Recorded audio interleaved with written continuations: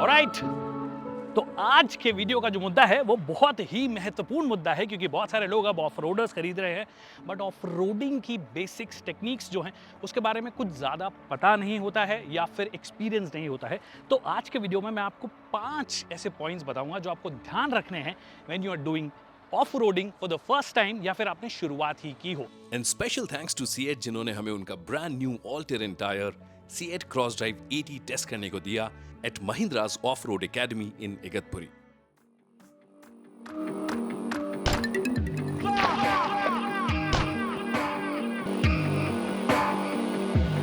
Point number 1 while you're doing off-roading, and that is कि tyre जो है उसका जानना बहुत ज़रूरी है। तो नो योर टायर्स। सिर्फ ऐसा नहीं है कि आप ऑफ रोड व्हीकल ले आए फिर आपने बोल दिया मेरे को रोड पे चलने के लिए, नॉर्मल रोड पे चलने के लिए मैं टायर ले लूँ, ऐसे वाले टायर्स काम नहीं आएंगे। या तो आप प्रॉपर ऑफ रोड टायर्स रख सकते हो या फिर जो दोनों जगह काम करें ऑल टेरेन टायर्स ऐसे रख सकते हो, जैसे कि CEAT ने अभी लॉन्च किए CEAT CrossDrive 80।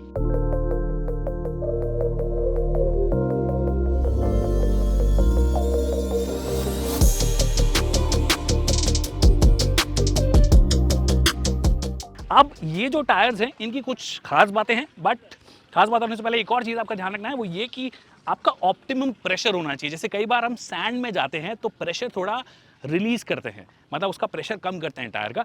वाइल अगर आप थोड़े ऐसे सरफेस पे जा रहे हो तो नॉर्मल, मतलब ना तो ओवर इन्फ्लेट होना चाहिए ना अंडर इन्फ्लेट होना चाहिए। बट अब आते हैं टायर पे, क्योंकि ये सबसे बढ़िया बात है। आज हमने पूरा दिन इन टायर्स पे लगाकर थार को चलाया है, और अगर आपको लगता है कि 4x4 सिस्टम से ही काम चल जाएगा टायर से नहीं, तो टायर एक्चुअली सबसे इंपॉर्टेंट पार्ट है गाड़ी का, क्योंकि वो ही सरफेस को जो अब्यूज है उसको फेस करता है। अब इसके बारे में क्या खास है, तो जो शोल्डर पैटर्न आप देख रहे हो ये इन्होंने थोड़ा अलग किया है। सबसे पहले तो ये जो ओवरऑल कंपाउंड है ये कंपैरेटिव थोड़ा सॉफ्ट है, और जो इनका जार 80 आता था उसको रिप्लेस करता है ये वाला टायर। तो इनका शोल्डर पैटर्न जो है वो ज़्यादा बेहतर होगा अब्यूज़ के लिए, और अगर आप थोड़े ख़राब रास्तों पे जा रहे हो तो ज़्यादा लॉन्जिटिविटी भी देगा और ज़्यादा कंफर्टेबल और ग्रिप जो है वो भी आपको देगा। फिर एक जिग जैग पैटर्न जो है वो आपको यहाँ पर मिल जाता है। आप देखोगे ये zig zag sort of pattern है, ऐसे ऐसे ऐसे ऐसे। अभी जिगजैग पैटर्न क्या होता है, आप यूजुअली जब वेट सरफेसेस पे जाते हो तो पानी आपके टायर पे अटके ना, कई बार क्या वो इफेक्ट आ जाता है कि अगर आपका टायर जो है वो पानी के ऊपर चलने लग जाता है, ठीक है, और जिसकी वजह से बहुत सारे हमने बारिश के सीजन में एक्सीडेंट्स देखे हैं। So better have a tyre जिसका जिगजैग पैटर्न हो, जिससे कि वो जो वेट सरफेस में अगर आप जा रहे हो तो पानी तुरंत निकलता रहे। एक और चीज़, जब हम थोड़े बहुत स्टोन वाले जगहों पे जाते हैं, थोड़ा रॉकी सरफेस पे जाते हैं, तो कई बार स्टोन्स अटक जाते हैं, और उसके लिए इन्होंने क्या किया, ये जो जिगजैग पैटर्न है प्लस जो ओवरऑल जो ट्रेड पैटर्न है उसकी वजह से इजेक्टर्स निकल गए हैं। मतलब अगर यहाँ पे अटकेगा तो ये निकल जाएगा, जब आप गाड़ी चलाओगे तो ये निकल जाएंगे। तो वो एक अच्छी चीज़ इन्होंने और की है। फिर अगर आप ये ट्रेड पैटर्न देखोगे तो open sort of trade pattern है, इट्स नॉट क्लोज्ड। इससे भी एक तो लुक जो है गाड़ी का बहुत अच्छा ऑफकोर्स आपको लगने लग जाएगा। दैट मीन्स अगर आप थार के लिए चाहते हैं तो थार के लिए OEM अभी सप्लायर हो गए हैं। फिर आप चाहे फॉर्च्यूनर के लीजिए, पुरानी पजेरो तक के भी आपको टायर मिल जाएंगे। मतलब ऑलमोस्ट हर SUV जिसको ऑल टेरेन की जरूरत है वो आप क्रॉस ड्राइव 80 में, मतलब वो सारे डिमेंशंस जो स्पेसिफिकेशन आपको मिल जाएंगे। Also, CEAT CrossDrive 80 is the first 5-star rated tire for an 80 platform in terms of rolling resistance coefficient or RRC. Alright, point number 2 while off-roading, वो ये कि know your vehicle।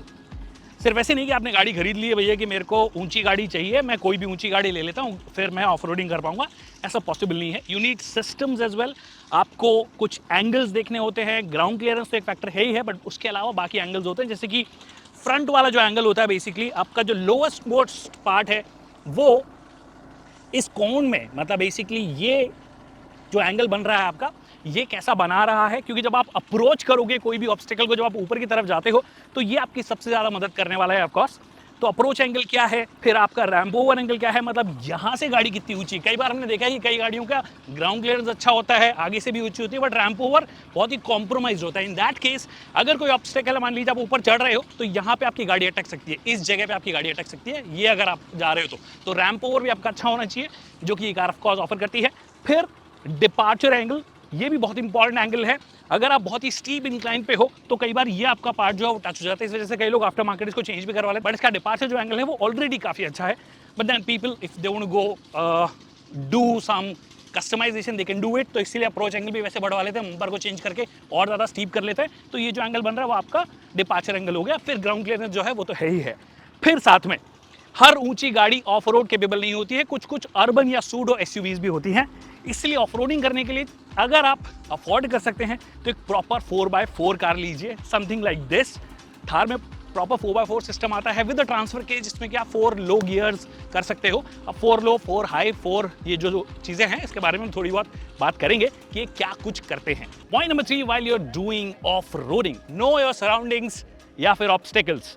आप जिस भी जगह पे ऑफ रोडिंग कर रहे हो, चाहे सैंड ड्यून्स में कर रहे हो, स्लशी इन्वायरमेंट में कर रहे हो, या ऐसे किसी थोड़े से पहाड़ी जहाँ पे प्रॉपर डिप्स आपको नज़र आ रहे हो, एक अच्छा खासा गड्ढा है ये जहाँ पे हमारी गाड़ी अभी हमने अटकाई है आपको समझाने के लिए, तो वो इन्वायरमेंट का आपका जानना बहुत ज़रूरी है।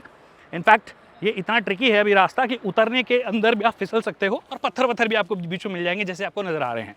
तो अभी सिचुएशन ऐसी है कि हमारी गाड़ी जो है वो ऑलमोस्ट टिल्ट टेक पोजीशन में है। ये ऐसी पोजीशन है जहां से आपकी गाड़ी एक्चुअली टॉपल भी हो सकती है अगर आपने कुछ ट्रिक्स का ध्यान नहीं रखा हो। तो इसीलिए पहले आप बाहर उतरिए गाड़ी से, देखिए कि क्या सिचुएशन है, क्योंकि गाड़ी जब हमारी ऊपर से आई, आपको नज़र आ रहा होगा साइड में एक टायर ऊपर है, एक टायर बिल्कुल अंदर घुसा हुआ है। तो इस वक्त कैसे निकालनी है, क्योंकि मेरे को टर्न राइट लेना है, बट कुछ जगह से थोड़ा बहुत रास्ता बाहर आ रहा है, कुछ अंदर आ रहा है। तो एक बार मैं यहाँ पे बाहर निकल के मैंने वॉक करके देख लिया। अगर आपके पास में कोई हेल्प करने के लिए तो बहुत ही अच्छी बात है, बट अगर हेल्प करने के लिए नहीं तो थोड़ा सा वॉक कर लो बाहर निकल के कि भैया ये सिचुएशन है, और यहाँ से बेसिकली यहीं तक आनी है, उसके बाद में ईजिली आप गाड़ी को लेके जा सकते हो। So that's the first thing, know your environment. बारिश में चला रहे हो आप, सैंड ड्यून्स में चला रहे हो, पहाड़ों पे चला रहे हो, रॉक सरफेस पे चला रहे हो, so just take care of that. तो सराउंडिंग्स की हालत देखने के बाद में आपको एक और चीज़ का ध्यान रखना है, वो है कि क्या आपकी गाड़ी जो है वो फिट है। मतलब एक तो गाड़ी की सर्विस ढंग से होनी चाहिए, फ्यूल उसमें होना चाहिए, और बाकी जो चीज़ें मतलब एयर प्रेशर एकदम ऑप्टिमम है या नहीं है। और अगर इफ़ इन केस कोई गलत इंसिडेंट या एक्सीडेंट में आप आ जाते हैं, क्योंकि ऐसा कई बार होता है, आप ऑफ रोडिंग करते हैं और एक्सीडेंट आपका हो जाता है, तो इसके लिए हमेशा एक मेडिकल किट रखिए जिससे कि इमरजेंसी बहुत ज़्यादा बड़ी ना हो। तो ये सब चीज़ों का ध्यान रखिए और पानी पीते रहिए। और अब चलते हैं हम ड्राइव पे। Alright, so after knowing the environment, the first thing that you do is go to an obstacle. देखते हैं कि कैसा रहता है ये। गाड़ी स्टार्ट हो गई है, 4 लो में हमने लगा लिया है, and now I am going up here. Alright, so the obstacle number 1, वैसे अभी हम थोड़ा सा इंक्लाइन कर रहे हैं, बट 2 लो में हमने रखा हुआ है। 2 लो में रखने का मतलब है कि आपको ट्रैक्शन मिलता रहेगा, स्पीड उतनी ज़्यादा नहीं मिलेगी। That's what you will see. तो वो चीज़ है। पर अभी जब हम थोड़ा आगे जाएंगे तो वहाँ पे एक स्टीप ड्रॉप आपको नज़र आएगा, जिसके अंदर एक टायर हवा में चला जाता है। थोड़ा आर्टिकुलेशन वाला जो गेम है वो आपको यहाँ पे नज़र आएगा। तो इसीलिए मैंने कहा था पहले एनवायरनमेंट जान लो, क्योंकि मुझे पता था कि मुझे जाना कहाँ पे है। ऑल दो मार्शल्स हैं यहाँ पे, बट उसके बाद भी you should know what needs to be done.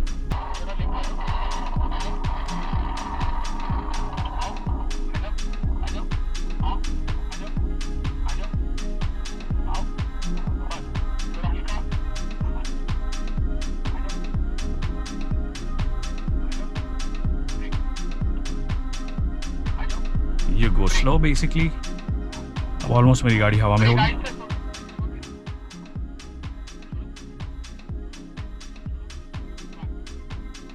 अब आर्टिकुलेशन आपको नजर आया।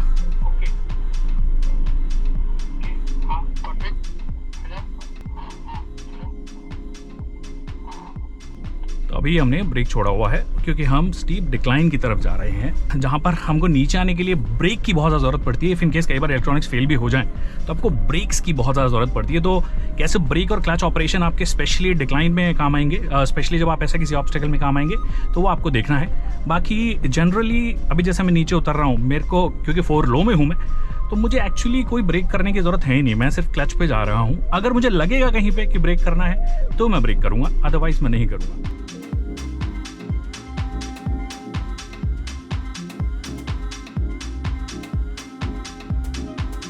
ऑलराइट, द पॉइंट संख्या 4 और वो है know your mechanicals and electronics. क्योंकि आजकल की जो गाड़ियां हैं बहुत सारी इलेक्ट्रॉनिक्स देती है जो कि ऑफ रोडिंग में आपको मदद करती है, बट हार्डकोर ऑफ रोडिंग जो कार्स देती है समथिंग लाइक थार, उसके साथ में आपको एक ट्रांसफर केस भी मिलता है। वो ट्रांसफर केस क्या करता है, बेसिकली जो लीवर आप देख रहे हो नॉर्मल आपका जो गियर लीवर है उसके साथ में एक और छोटा लीवर दिया गया है। उस छोटे लीवर में क्या क्या होता है, लिखा होता है 2H 4H और 4L। अब आप पहली बार चला रहे हो तो कंफ्यूज होगी क्या करें, क्योंकि आपकी बाय डिफॉल्ट जो गाड़ी चलेगी वो 2H में चलनी चाहिए, मतलब रियर व्हील ड्राइव पर चलनी चाहिए।